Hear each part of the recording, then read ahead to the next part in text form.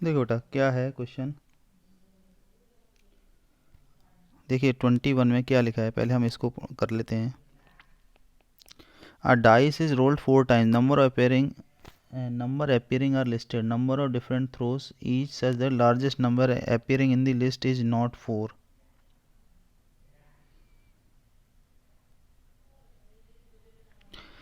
तो इसमें क्या होगा, total minus when largest number is 4। तो टोटल नंबर्स कितने होंगे, 6:5। लार्जेस्ट नंबर यदि 4 है तो कैसे 4 हो सकता है, तो ये हो सकता है 1 2 3 4, फिर इस सेट से आंसर आए माइनस इस सेट में आंसर नहीं आए, तो 4 की पावर 4 माइनस 3 की पावर 4, ये आंसर हो जाएगा। ठीक है, 21 हो गया ये। अब हम देखते हैं 22। M denote the number of ways in which 5 boys 5 girls can be arrange in alternatively arrange करना है। तो क्या हो सकता है, गर्ल्स से बॉय से स्टार्ट होगा, तो आंसर हो जाएगा बीजी बीजी करके आएगा, इस तरह से बीजी बीजी बीजी करके, या फिर हो सकता है जीबी जीबी जीबी करके, इस तरह से अरेंजमेंट हो।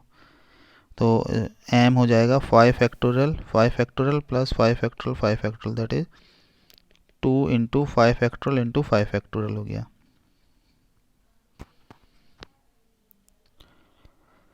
And denote the number 5 boys arrange so that no 2 boys are together. तो क्या करो, गर्ल्स को अरेंज कर दो, 6 गैप होंगे, इन 6 में से 5 प्लेसेस पर आप बॉयज़ को अरेंज कर दो, तो आ जाएगा 5 फैक्टोरियल × 6 फैक्टोरियल।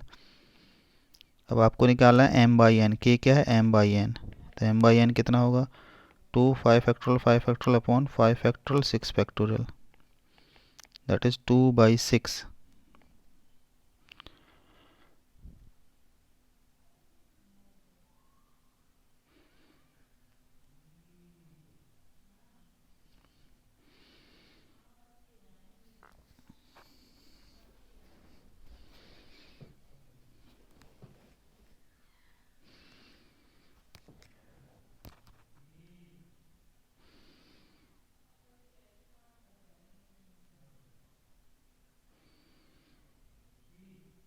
अच्छा इसमें सर्कल में अरेंज करना है, अच्छा इसमें सर्कल में अरेंज करना है बेटा, ध्यान रखो थोड़ा सा।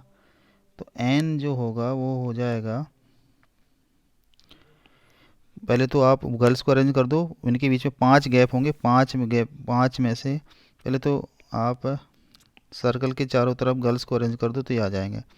फिर इनके बीच में 5 गैप होंगे गर्ल्स के बीच में, 5 में से पाँचों गैप में बॉयज़ को अरेंज कर दो, तो आ जाएगा 4 फैक्टोरियल × 5 फैक्टोरियल। तो M by N that is के होगा 2 5 फैक्टोरियल अपॉन 4 फैक्टोरियल 5 फैक्टोरियल, तो आंसर आ गया 10।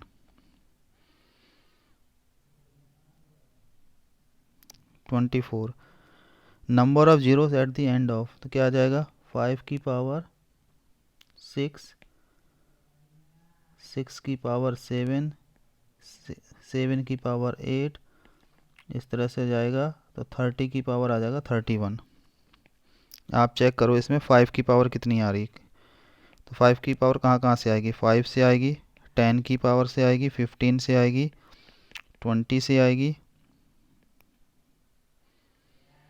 25 से आएगी और 30 से आएगी, इससे आएगा 5 की पावर। तो 5 की पावर एग्जैक्टली आ कितनी रही, तो पावर ऑफ 5 तो आ रही 6, 11, 16, 21, 52 और 31, ये आ रही है।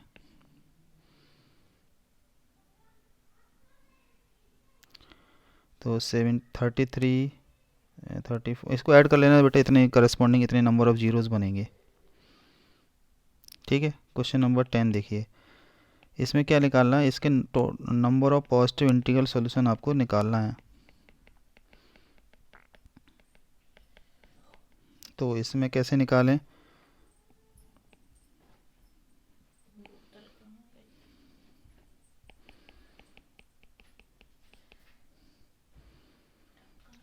ट्वेंटी फाइव, देखो बेटा कम से कम इन सभी की वैल्यू 1 1 1 तो है, तो कम से कम x1 x2 x3 x1 minus one को मैं y1 एज्यूम कर लेता हूँ, y2 एज्यूम कर लेता हूँ, x2 माइनस वन को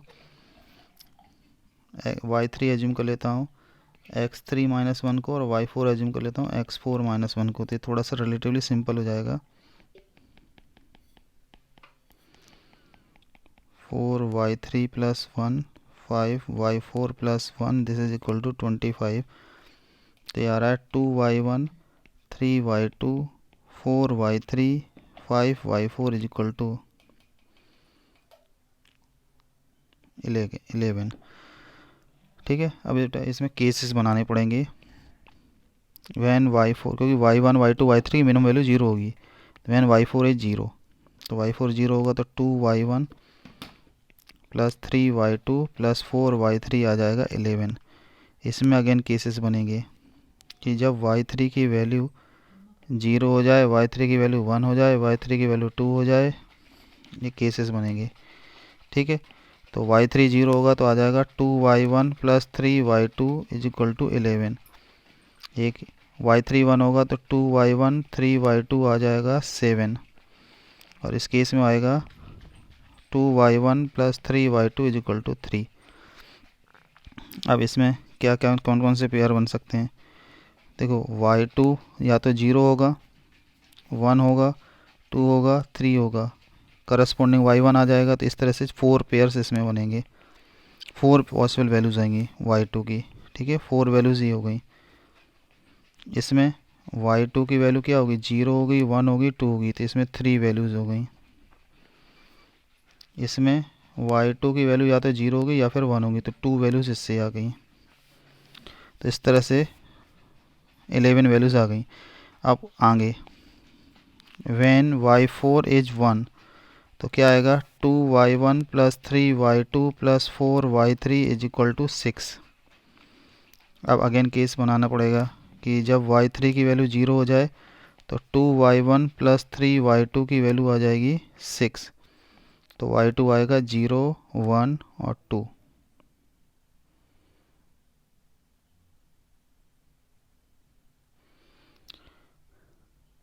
अच्छा, इसमें थोड़ा सा ध्यान रखना है, ये इसमें 2y1 की वैल्यू ये इवन है तो इसको ऑड होना पड़ेगा।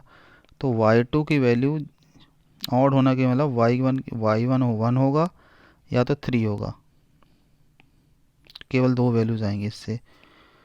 ठीक है, इसी तरह से ये ऑड होगा, तो ऑड होगा तो y इसकी वैल्यू केवल केवल 1 आएगी। और इस केस में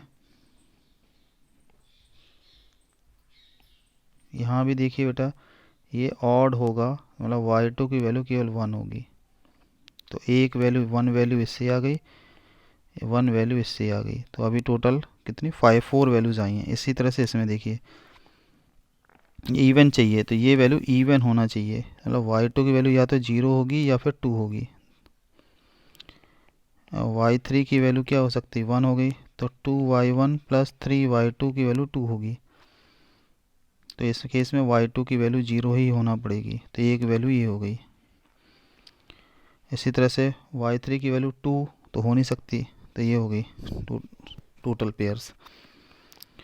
व्हेन y4 इज़ 2, y4 की वैल्यू 2 है, तो 2y1 plus 3y2 plus 4y3 is equal to y4 की वैल्यू आप 2 पुट कर दीजिए तो ये बनेगा 1, तो 1 बनेगा, इसका मतलब y3 has to be 0।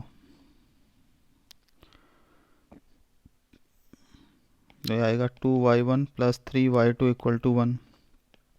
y2 की वैल्यू 0 ही होना पड़ेगी, लेकिन 0 होगी तो फिर गड़बड़ हो जाएगा कि ये 2y1 की वैल्यू 1 तो हो नहीं सकती, इसलिए ये रिजेक्ट हो गया ये वाला केस। ठीक है बेटा, इसको basically we have to calculate manually, आपको चेक करना पड़ेगा इस तरह से कि कितने पॉसिबल पेयर्स आ रहे हैं।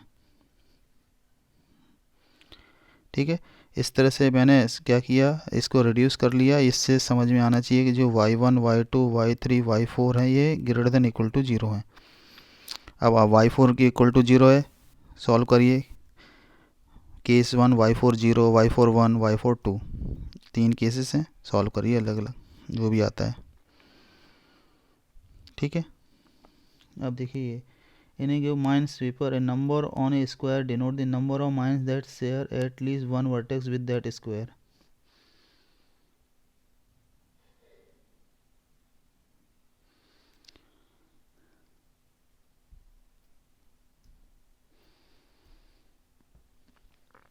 चलो बेटा इसका शेयर सॉल्यूशन अलग से मैं शेयर कर दूंगा।